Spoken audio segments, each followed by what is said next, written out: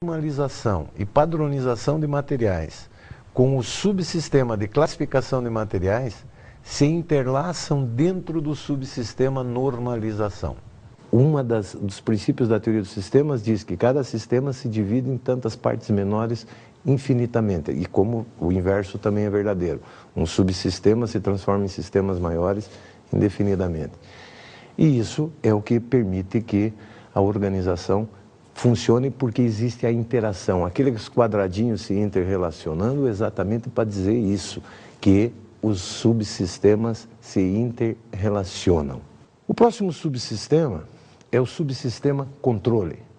Qual é a finalidade desse subsistema? Qual a função desse subsistema? Essencialmente, controlar os estoques.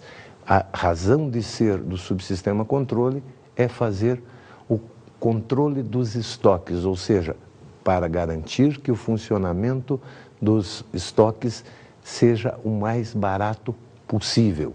Vocês percebem na figura que também esse subsistema se interrelaciona para fazer com que a organização funcione atingindo os objetivos que são fazer a interdependência, o interrelacionamento para atingir um objetivo maior pré-estabelecido. A ideia básica é, portanto, que a organização não perca ou que não gaste energia desnecessariamente, que ela não perca recursos desnecessariamente. A finalidade do próximo subsistema, que é o subsistema aquisição, essencialmente qual que é? Adquirir. O próprio nome do sistema diz, ou seja, comprar os recursos materiais. Quais recursos?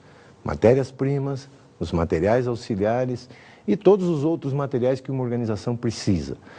Como exemplo, a gente pode mostrar a empresa Vale. A Vale é uma empresa de mineração, assim como o nosso videozinho das formigas lá, elas obtêm os seus recursos na natureza. Elas não precisam comprar, porém elas têm que fazer um esforço para adquirir os materiais. Uma empresa de mineração como a Vale, ela não precisa comprar, mas ela precisa do caminhão, ela precisa da escavadeira, ela precisa de uma série de recursos que serão utilizados. Por outro lado, uma empresa como a Electrolux, ela compra as chapas de aço lá produzidas pela Vale do Rio Doce para poder transformar essas chapas de aço em geladeiras, em freezers, etc. Esta é a finalidade do subsistema aquisição, adquirir os recursos materiais necessários para o funcionamento da organização. Um outro subsistema dentro do subsistema é a alienação desses materiais. O que é alienação? De um lado eu compro, de outro eu alieno, ou seja, eu vendo. O que a administração de materiais faz vendendo materiais? Sim, o que acontece é que existem determinados materiais que eles chegam a um determinado momento, eles não têm mais finalidade de uso dentro da organização. Ou seja, eles perderam a sua razão de ser, seja porque eles ficaram obsoletos, porque eles envelheceram, mas eles continuam bons, eles podem ser vendidos para uma outra organização ou para pessoas físicas que vão utilizar esse material. Um exemplo comum existem, por exemplo, muitos bancos que periodicamente trocam todo o mobiliário das suas agências, mas porém são móveis que estão bons, que estão inteiros. O que eles fazem? Eles alienam, eles vendem por preços mais baratos que os preços do mercado e as organizações que precisam desses materiais compram. Isso faz parte do quê? De um gerenciamento adequado dos materiais para reduzir custos. Como vocês podem perceber, os dois subsistemas também se interrelacionam, ou seja, existe aquela interface entre aquisição e alienação para que o sistema funcione adequadamente. O próximo subsistema, o subsistema armazenamento. O que faz esse subsistema? Faz a guarda dos materiais. Para a gente ver como funciona e qual o papel do armazém para uma organização, vamos ver um trechinho de um vídeo também que possibilita que a gente enxergue o que é um armazém para uma organização. Preste atenção, logo no começo do filme, o entrevistado ele faz um comentário importante e que depois eu vou destacar e vou comentar este trechinho desse vídeo para vocês. When I walk the distribution center and I want to get to what I call the heartbeat of the center, I go straight to the loading dock. You can tell just how everything is functioning by what is taking place on that dock. Eu pedi que vocês prestassem atenção, porque exatamente num determinado momento o entrevistado diz que quando ele quer saber como é que anda o funcionamento de uma organização, ele vai aonde? Ele vai no armazém, ele vai no depósito. Porque dependendo do movimento que tem esse armazém, ele sabe se a organização está indo bem ou não. E quando vocês quiserem saber se a economia de um país está bem, vejam se a indústria de embalagens e a indústria de transporte estão funcionando bem, estão faturando, estão ganhando dinheiro. Se essas duas indústrias estiverem bem, as coisas vão bem. Quando essas duas indústrias vão mal, é sinal de que as coisas não estão bem. Por quê? Porque exatamente no subsistema armazenamento é que onde acontecem as coisas dentro de uma organização. Então, no subsistema armazenamento, as funções são essencialmente o quê? Receber os materiais, ou seja, eu tenho que fazer o recebimento dos materiais e fazer o quê? Inspecionar se esses materiais que eu estou recebendo estão conforme aquilo que foi solicitado, ou seja, se eles estão de acordo com aquilo que o subsistema normalização estabeleceu. Além de receber e inspecionar, eu tenho que controlar a qualidade desses materiais que foram recebidos, porque se eles não estiverem dentro da qualidade estabelecida pela produção, eles vão voltar e vão dar dor de cabeça para a administração de materiais. Outra função importante dentro desse subsistema é o que? Movimentação. Fazer a movimentação dos materiais dentro do armazém, dentro do depósito. Isso pode ser feito com recursos como uma transpaleteira, um simples carrinho de mão que seja, ou com esteiras modernas como vocês viram nos vídeos. E além disso, obviamente, a própria atividade de armazenagem, ou seja, a guarda dos produtos até os momentos que eles sejam necessários. Nesse desenho que vocês percebem na tela, vocês veem também essa inter-relação, essa interface entre todas essas atividades, ou seja, existe um link entre cada uma dessas áreas.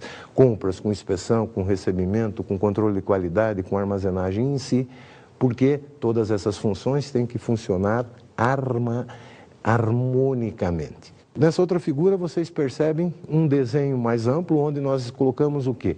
Todos os subsistemas que compõem a administração de materiais, ou que compõem o subsistema maior, administração de materiais, que faz parte do sistema organizacional.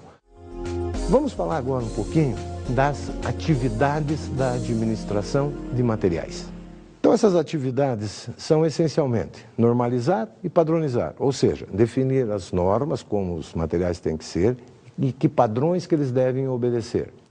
Segundo, catalogar e classificar os materiais. Catalogar é exatamente aquilo que a gente conhece como um catálogo, mas não aquele catálogo que é para o cliente lá fora, externo à organização. É o catálogo para a área de materiais, onde eu tenho a descrição com todas as características do produto, com as normas, com os padrões, com a fotografia, com o desenho, com gráficos, enfim, tudo aquilo que realmente impeça de que ocorram confusões com o produto. Isso é um catálogo de produtos. E a classificação, aquilo que a gente já disse, eu preciso ter ordem. Se eu não classificar os materiais, eu vou ter problemas, inclusive na hora de armazená-los, porque eu não sei que tipo de material eu posso pôr junto com o quê, aonde guardar, de que forma armazenar. Então a classificação serve para isso.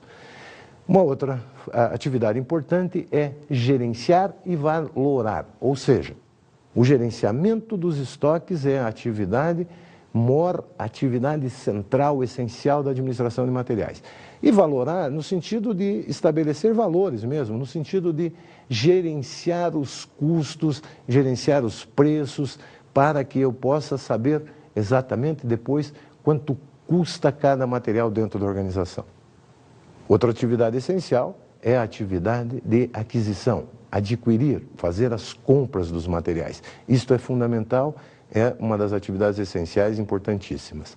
Outra atividade fundamental é chamada follow-up. Aliás, essa é uma palavra que virou moda também. É comum as pessoas dizerem assim, você não me deu follow-up, você não fez follow-up para mim. Na verdade, follow-up é uma atividade, essa expressão nasceu na área de suprimentos, na área de materiais, para dizer o quê? É o acompanhamento. Porque não basta eu fazer um pedido para um fornecedor, emitir uma ordem de fornecimento para um fornecedor, se eu não fizer o acompanhamento. Eu tenho que acompanhar por causa dos prazos que têm que ser cumpridos. E uma outra atividade importante é a alienação. Comprar, também alienar, fazer a venda de materiais inservíveis, materiais obsoletos, materiais danificados, que não sirvam mais para a organização, eu posso e devo vendê-los, aliená-los.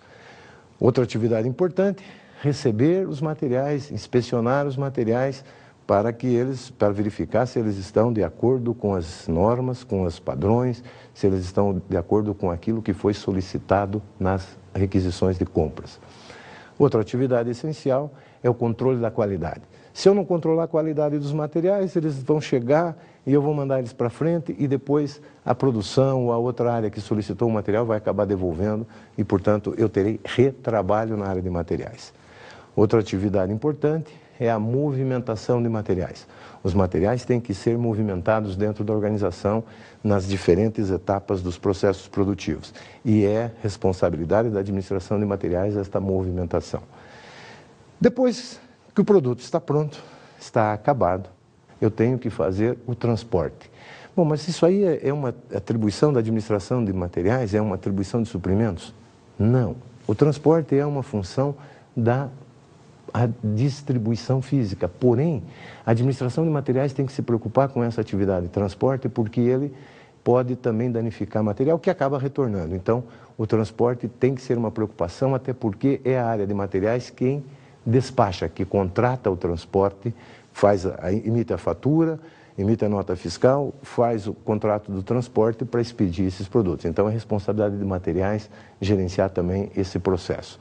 E, claro, a atividade mais importante de armazenamento, de guardar os materiais até o momento em que eles sejam necessários para o seu uso, pela área que o requisite ou uma área que requisite internamente ou o cliente final que vai requisitar os produtos acabados. Então, o armazenamento, que tanto pode acontecer em armazéns separados para matérias-primas e insumos e outro armazém para produtos acabados, como pode acontecer dentro de um armazém único, onde eu tenho as duas atividades.